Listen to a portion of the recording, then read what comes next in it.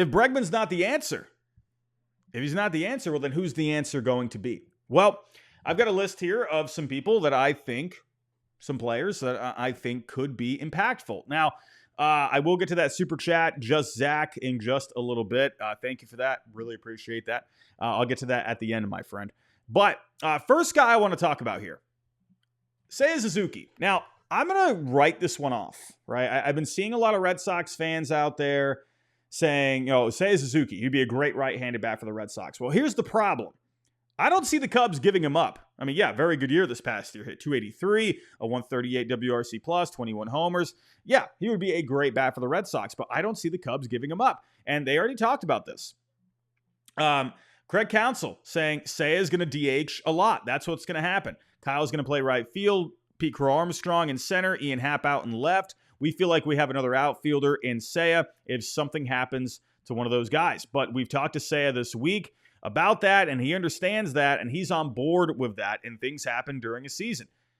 So, sounds like whatever that little rift was, remember when Joel Wolf, his agent, came out saying, bringing up a possible trade and how Seiya was not expecting to be a DH and he wanted to be playing in the outfield. Well, it looks like they've gotten that figured out. I don't see the Cubs moving him, to be honest. I just don't. If we're moving on to another option, maybe Taylor Ward. All right, Taylor Ward's been on the trade block what feels like a while now. Think of Taylor Ward, as a pretty solid everyday player. His bread and butter is against left-handed pitching. This guy mashes lefties, and he holds his own against righties, right? He's a guy that you can pencil in, but you're going to be more excited about him against that left-handed pitching. Now, a pretty solid year overall this past year. Had a 111 WRC plus with 25 home runs. Taylor Ward, the thing with Ward is it's not the player that I don't like. It's more of, and it's not even that I don't like this, but I'm just curious about the fit, right? Because you got Jarren Duran, you got Willie Abreu, you got Ceddanne Rafaela. Well, Taylor Ward is a guy, he is good enough against right-handed pitching to where he should be playing every day. He's not going to be a platoon bat. I just don't see that happening. Sure, he can maybe get some at-bats at the DH spot as well, but Duran's going to be playing every day. Willie Abreu is going to be playing a good chunk. And if the only thing with Willie Abreu, again, getting back to, the fact that he hasn't been very good against left-handed pitching. Well, Taylor Ward, like I said, is not a platoon bat. So that's kind of an awkward sort of a fit right there. And then Ceddanne Rafaela, he's going to be the everyday center fielder. So there's not really, in my opinion, I just think the fit of Taylor Ward when it comes to the playing time, I don't know. Unless there was another move that was made, I don't know. I don't know if Taylor Ward ends up happening. I think that would be a very fun bat to add to the lineup. I think you're just going to have to do other things to make that a more seamless fit when it comes to the playing time. Getting on to Luis Robert. The White Sox, obviously we already made a trade with them this offseason for Garrett Crochet. He's been on the trade block for a while now. There's no reason for the White Sox to keep him. But I don't see the Red Sox going after him. Because, if you want to, think about the durability of Luis Robert, you're like, okay, yeah, he's missed a lot of time, but you know what he can do when he's healthy. The problem, again, it's the playing time. How much is he going to give you? What is the availability going to be like? To me, I think I would have rather have just brought back Tyler O'Neill instead of Luis Robert, because you just don't know what you're going to get with him. What kind of an injury is he going to have this coming year? Can he stay healthy? So I don't see the Red Sox really making a move for him. And I don't know if the White Sox are going to sell low on him at this point. I could see them hanging on to him until the deadline. Maybe they could find a taker this offseason, but again, you are going to be selling low. It could be maybe a scenario where they say, all right, let's see what we can get for him. But I think for the White Sox, maybe you're just better off hanging on to him at this point and see if he can reestablish his value over the first couple of months of the year. Now, if you're taking a look at some right-handed bats that maybe could be platoon bats, right? Like I said, with Taylor Ward, he's more of an everyday player. And I don't know if Taylor Ward right now fits, but if you added another platoon bat, which I'm not the biggest fan of, I think that's kind of a thing where I look at it. If you added a right-handed platoon bat, then I guess it's better than nothing. But, when you think about the fact that you already have Rob Refsnyder, you got Romy Gonzalez, who can kind of move around everywhere.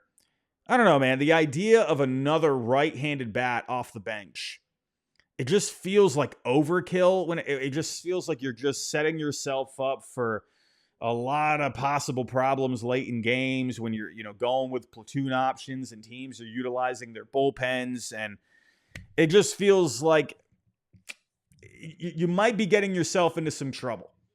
But if it's the only thing, at this point, if you're not willing to go the years for Bregman, then maybe you go with a platoon option, right? The one that we've heard the most is Randall Grichuk. I mean, this guy had a very good year this past year, 106 games overall, hit 291, a 348 on base, a 528 on the slugging, a 139 WRC plus.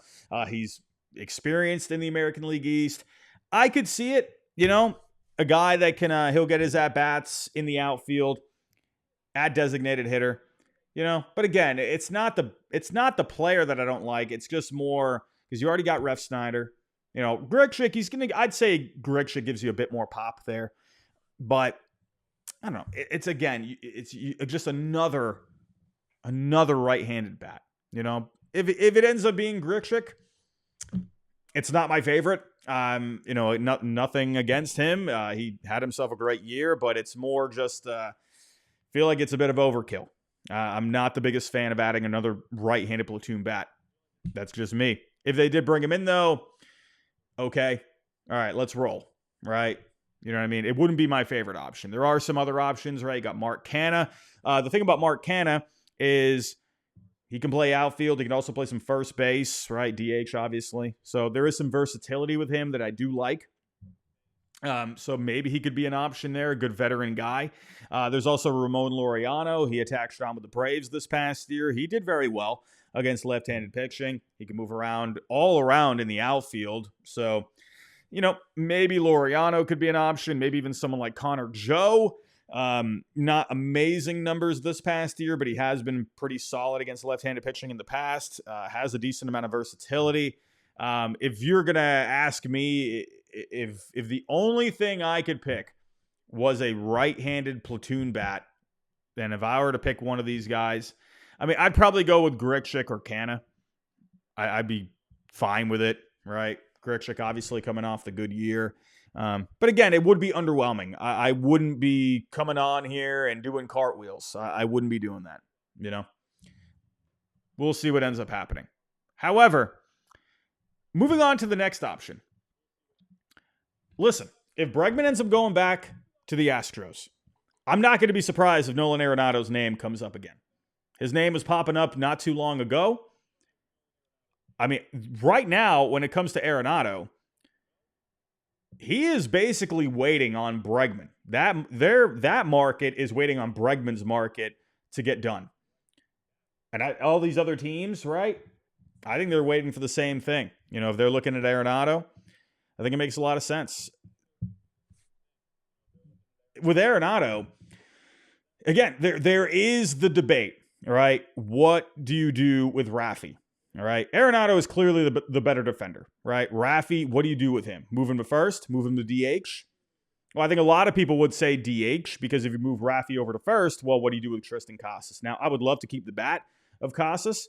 The only way I would be okay with trading Casas is if you got major pieces back at big areas of need, whether or not, that's the pitching in the organization, maybe add some catching.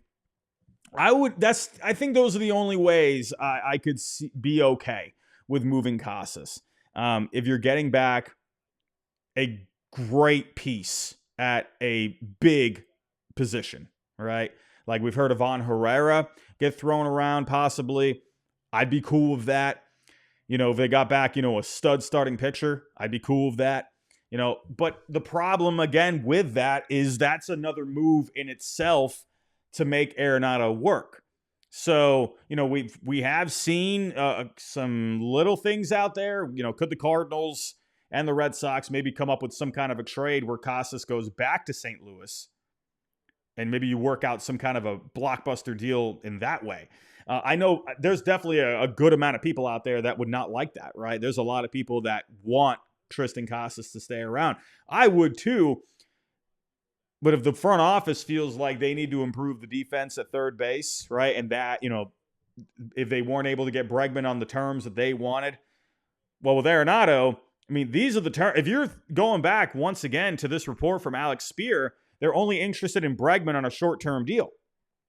Well, Arenado is basically on a short-term deal.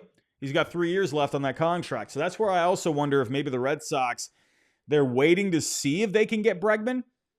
And if not, well, then you can just turn to Nolan Arenado on basically a 3-year deal, and whatever kind of a cash is involved there, I don't know. If they did turn to Arenado and they ended up getting a trade done, and then, let's say Rafi ends up moving to first, yeah, it would completely stink losing Casas. It would. I would be upset about losing that power bat. I guess it just comes down to, what do the Red Sox think? What does their front office think? Do they feel like Arenado, who I do think his bat would be better at Fenway Park? I do. I think he would end up being pretty productive. He would give you good defense. He was a 3-win player this past year, even with the down year at the plate. A 3-win player, that's a nice player to add, right? And I think that bat would be a bit more rejuvenated at Fenway Park. Then the question comes down to, is it worth losing a potential middle of the order bat in Casas? Who knows what's been going on with that, right? His name just always seems to pop up. We don't know. I don't know. I'm not sure what the reasoning is. What else could be going on in the front office to why they're having these thoughts. I'm not sure what the thought process is. But again, kind of rounding up here, circling back, I wouldn't be surprised to see Arenado's name pop up. Right? Right-handed bat, 3 years left. Veteran guy for the clubhouse, if you want to look at it from that point of view as well. I do think there are some boxes that he can check off. It just comes down to, what do the Red Sox think? All right. I feel like I'm one of the few people that would see the positives in Arenado. The defense has just been terrible at third base over the last few years now. We talk about how they need a voice in the clubhouse. They need that veteran guy. Well, Arenado, this guy could end up easily being a Hall of Famer at some point. We'll see. But I think Arenado, I think his name will pop up if Bregman ends up going back to the Astros. But I do wonder if there is a long-term play with all of this. And that's Vlad Jr. Yeah, we'd have to wait, right? Another year, right? Until he hits free agency. That's a long time to wait. We really want to add someone now. I don't know if they do a trade. Depending on what happens with the extension with the Blue Jays. We haven't really heard anything yet lately on that front when it comes to an extension getting done. I don't know, the last, I think, thorough report that we got were that they were still pretty far apart. We'll see. If they don't end up coming to an agreement on an extension, not going to be surprised at all if he ends up getting to free agency, right? We've been hearing more about Pete Alonso lately, right? Is Pete Alonso going to end up with the Blue Jays? I'm not sure what's going on there. They brought in Anthony Santander. But to me, I think, especially if they bring in Alonso, I wonder if they feel like if they don't get an extension done, where, you know what, hey, they brought in Santander, they brought in Alonso, that's their fallback, So would they be more willing to let Vlad go at that point? Who knows? I think they would love to obviously keep them all around if that's the way it ended up unfolding. But Vlad, I do wonder if this is the long-term play for the Red Sox, if that's why they're not making a big push for Bregman on a long-term deal. Who knows what ends up happening with Arenado or another bat. But I keep thinking in the back of my head that if he ends up making it to free agency, then if Vlad ends up making it to free agency, that he could be the guy the Red Sox have their eye on. I don't know. He's got very strong connections with Pedro Martinez, David Ortiz. He would mash at Fenway Park. He'd be the closest thing to Manny Ramirez, since Manny Ramirez just was Manny being Manny at Fenway Park. We'll see. We'll see what ends up happening. Of course, that's not going to be an option if he ends up signing an extension with Toronto. But I do wonder if that's something they have in the back of their head. In the end, if you were to ask me, I feel like they probably just end up with Randall Grichuk. I mean, again, that's underwhelming. I hope that's not it. I hope it's someone, whatever. I know a lot of people out there will think, oh, Arenado, no, we don't want him, right? It would be fun to talk about. I mean, at the end of the day, I know that's not the most important thing, but it would be a head-turning headline to see Arenado getting traded to Boston. That would be fun content. That would be good discussion. But I think a lot of things have to happen for that to work. Who knows? There's still a lot of offseason left, ladies and gentlemen.